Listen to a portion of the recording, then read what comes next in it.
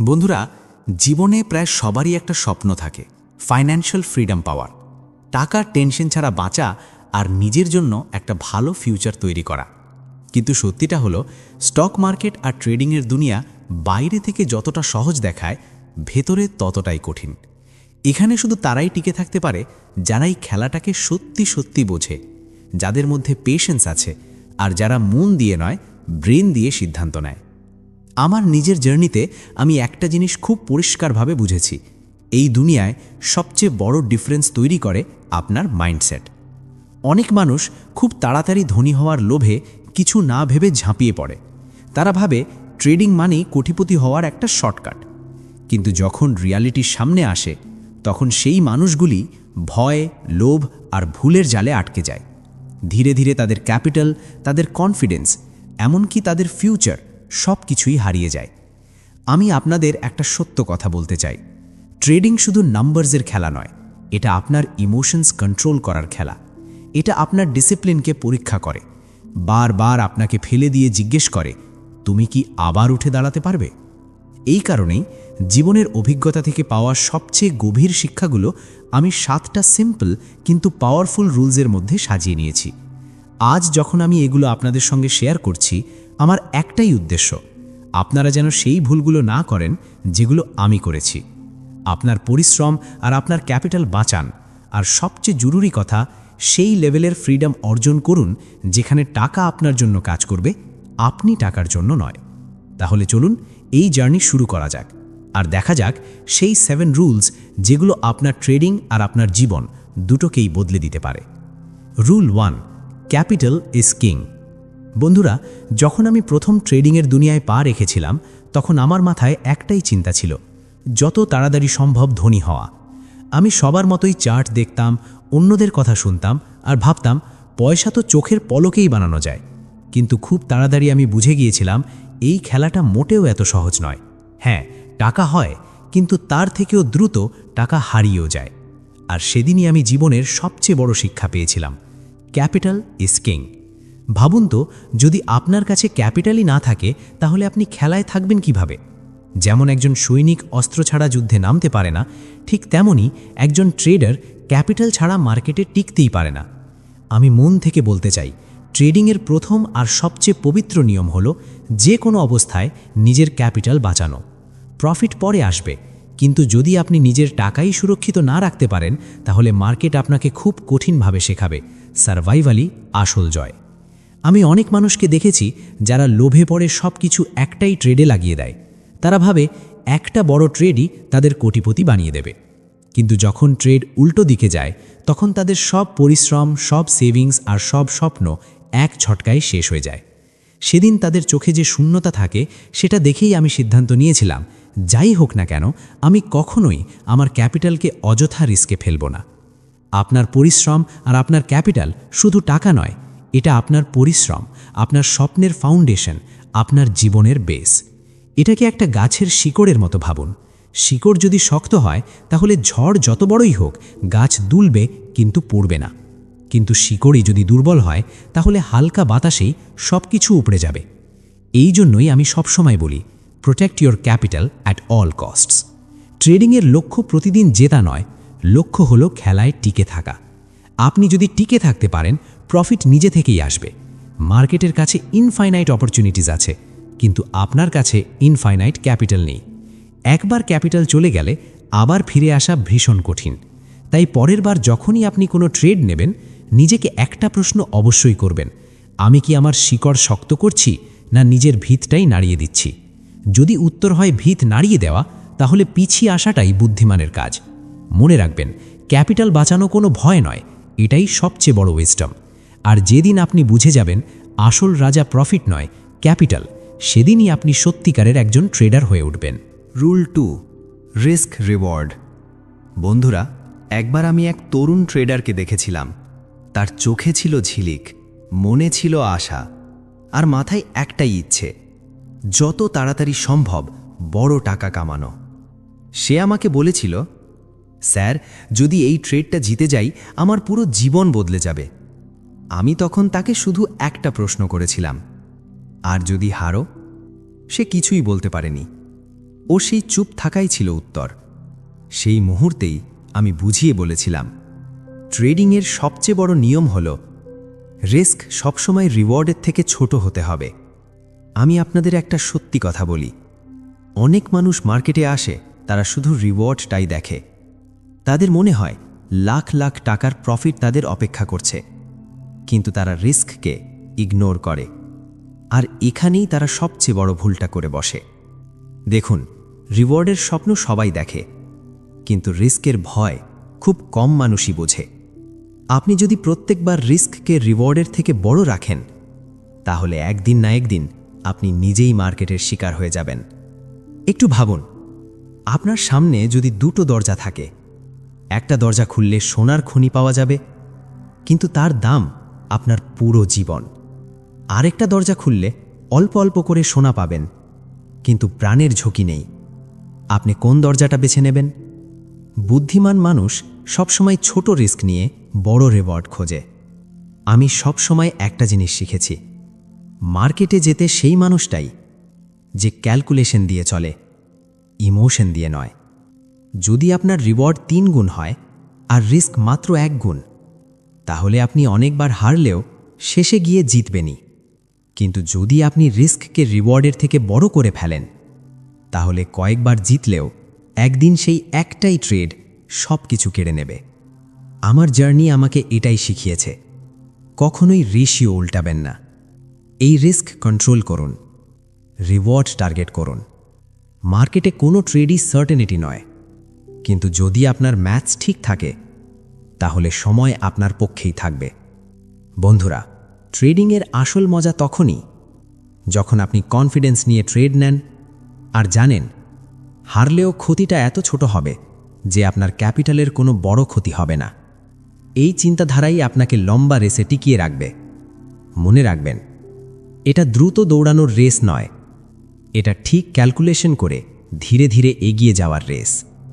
তাই পরের বার যখনই চার্টের দিকে তাকাবেন, হৃদয় দিয়ে প্রশ্ন করবেন না আমি কত টাকা কামাতে পারি, বরং মাথা দিয়ে প্রশ্ন করুন আমি সর্বোচ্চ কতটা হারাতে পারি। আর যদি উত্তর হয় রিস্ক রিওয়ার্ডের থেকে ছোট, তবেই সেই দরজাটা খুলবেন।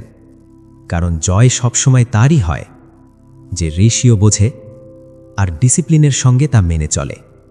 Rule 3, stop loss, your lifeline.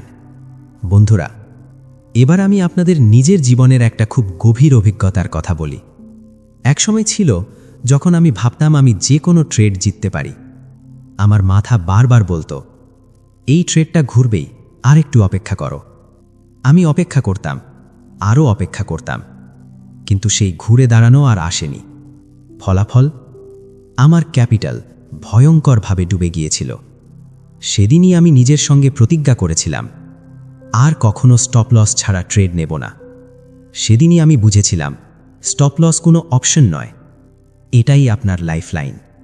একটু কল্পনা করুন, একজন ডাইভার যখন গভীর সমুদ্রে নামে, তার সঙ্গে থাকে অক্সিজেন সিলিন্ডার। সেই সিলিন্ডার না থাকলে তার যাত্রা কয়েক মিনিটেই শেষ হয়ে যাবে। ঠিক তেমনই মার্কেটের গভীর সমুদ্রে নামা একজন ট্রেডার যদি স্টপ লস সঙ্গে না রাখে, তার সার্ভাইভাল অসম্ভব। অনেক মানুষ এটাকে ইগনোর করে। তাদের মনে হয় স্টপ লস দিলে প্রফিট কমে যাবে, কিন্তু সত্যিটা হলো স্টপ লস আপনার প্রফিট আটকায় না, বরং আপনার লসকে সীমার মধ্যে রাখে। এটা একটা ইনভিজিবল শিল্ড যা আপনাকে মার্কেটের অপ্রত্যাশিত ধাক্কা থেকে বাঁচায়। আমি অনেক ট্রেডারকে দেখেছি যারা ইগোতে এসে বলে আমার অ্যানালিসিস ঠিক, এই স্টক ঘুরবেই, কিন্তু স্টক ঘোরে না, ঘুরে যায় তাদের অ্যাকাউন্ট। সবচেয়ে কষ্টের ব্যাপার হলো ভুলটা তারা বুঝতে পারেন তখন যখন আর সময় থাকে না। স্টপ লস আপনাকে একটাই জিনিস শেখায়, অ্যাকসেপ্ট ইয়োর মিস্টেক কুইকলি। মার্কেটে কেউই পারফেক্ট নয়। হ্যাঁ, আপনি অনেকবার ভুল করতে পারেন, কিন্তু যদি আপনার মধ্যে ডিসিপ্লিন থাকে আর আপনি প্রতিবার লস ছোট রাখেন, শেষ পর্যন্ত জয় আপনারই হবে। মনে রাখবেন, ট্রেডিংয়ে ইগো হলো সবচেয়ে বড় শত্রু, আর স্টপ লস হলো সেই দেওয়াল যা আপনাকে ইগোর সঙ্গে ধাক্কা খেয়ে ভেঙে পড়া থেকে বাঁচায়। এই দেওয়ালটা সরিয়ে দিলে মার্কেট আপনাকে বারবার আছাড় মারবে, কিন্তু আপনি যদি এটাকে ধরে রাখেন, তাহলে পড়লেও এমন আঘাত লাগবে না যে আর উঠতেই পারবেন না। আমি সব সময় বলি, স্টপ লস দেওয়া কোনো কাপুরুষতা নয়, এটা বুদ্ধিমত্তা। এটা একজন ডাক্তারের মতো, যে একটা ছোট ওষুধ দিয়ে বড় রোগ থেকে আপনাকে বাঁচিয়ে দেয়। আর ট্রেডিংয়ের দুনিয়ায় এই ছোট ওষুধটাই আপনার পুরো জীবন বাঁচাতে পারে। তাই বন্ধুরা, পরের বার যখনই ট্রেড নেবেন, মনে রাখবেন, স্টপ লস ছাড়া ট্রেড করা মানে প্যারাশুট ছাড়া আকাশ থেকে লাফ দেওয়া। হয়তো একবার ভাগ্য ভালো হলে বেঁচে যাবেন, কিন্তু সব সময় নয়। এই জন্যই স্টপ লসকে নিজের লাইফলাইন বানান, আর ট্রেডিংকে বানান একটা সেফ আর লং টার্ম জার্নি।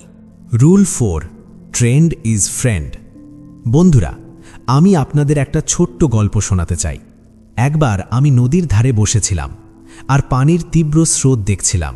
তখন আমার মনে হলো, যদি কেউ এই স্রোতের সঙ্গে সাঁতার কাটে তাহলে খুব সহজেই অনেক দূর পৌঁছে যাবে।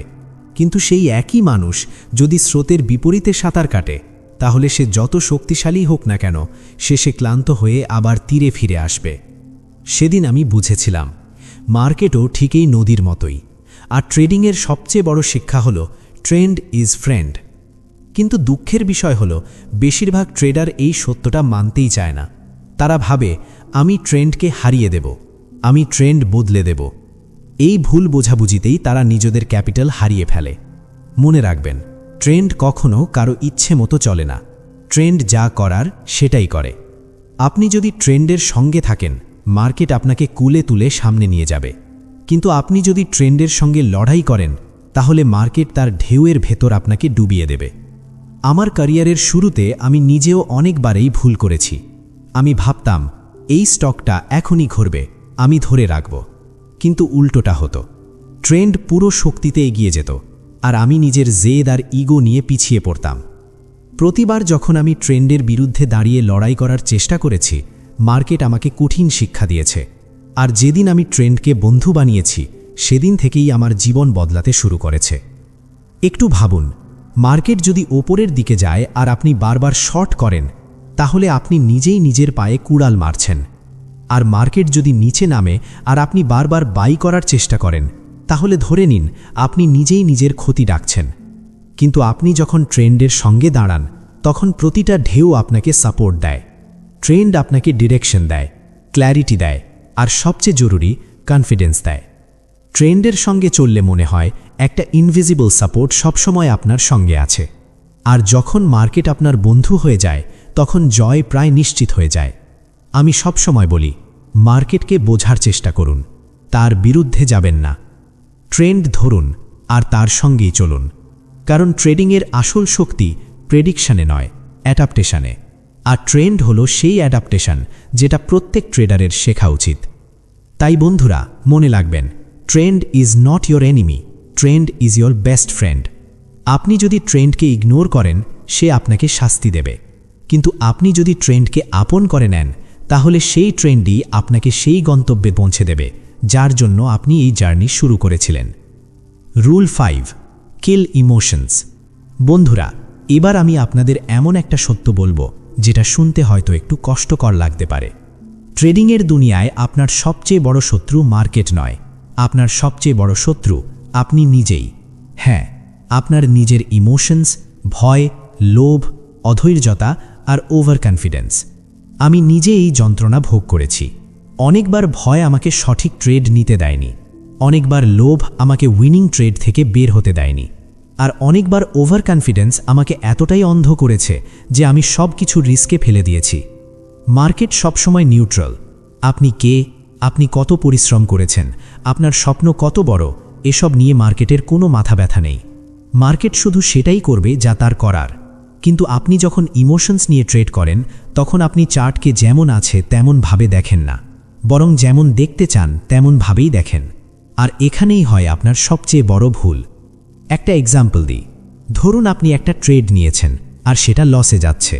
আপনার মাথা বলছে এক্সিট করে যাও, কিন্তু আপনার মন বলছে আর একটু ওয়েট করো, হয়তো ঘুরে যাবে। আপনি মনের কথা শুনলেন, ফলাফল লস আরও বাড়ল। এখন ভয় আপনাকে গ্রাস করে, আপনি অস্থির হয়ে পড়েন। এই মুহূর্তটাই সেই জায়গা যেখানে আপনার ক্যারিয়ার গড়ে উঠতে পারে, আবার ভেঙেও যেতে পারে। ট্রেডিংয়ে জয়ী আর পরাজিত ট্রেডারের মধ্যে সবচেয়ে বড় পার্থক্য এখানেই। উইনার্স তাদের ইমোশনস কন্ট্রোল করে আর লুজার্স ইমোশনসের দাস হয়ে যায়। আপনি যদি ভয় আর লোভের দ্বারা চালিত হন, মার্কেট আপনাকে বারবার শাস্তি দেবে। কিন্তু আপনি যদি নিজেকে ডিসিপ্লিনড বানাতে পারেন, মার্কেট আপনাকে রিওয়ার্ড দেবে। আমি একটা জিনিস শিখেছি, ট্রেডিংয়ে আপনাকে একটু রুথলেস হতে হয়। এটা কোনো ইমোশনাল গেম নয়, এখানে চলে শুধু লজিক, ক্যালকুলেশন আর স্ট্র্যাটেজি। যেদিন আপনি আপনার ইমোশনসকে কন্ট্রোল করতে শিখবেন, সেদিনই আপনি একজন প্রফেশনাল ট্রেডার হয়ে উঠবেন। মনে রাখবেন, ইমোশনস আপনাকে মানুষ বানায়, কিন্তু ট্রেডিংয়ের দুনিয়ায় এই ইমোশনসই আপনাকে ডুবিয়ে দিতে পারে। তাই যদি মার্কেটে সার্ভাইভ করতে চান, ইমোশনসকে দরজার বাইরে রেখেই ভেতরে ঢুকুন। ভয়ের সঙ্গে লড়ুন, লোভকে মেরে ফেলুন, ওভার কনফিডেন্সকে কন্ট্রোল করুন।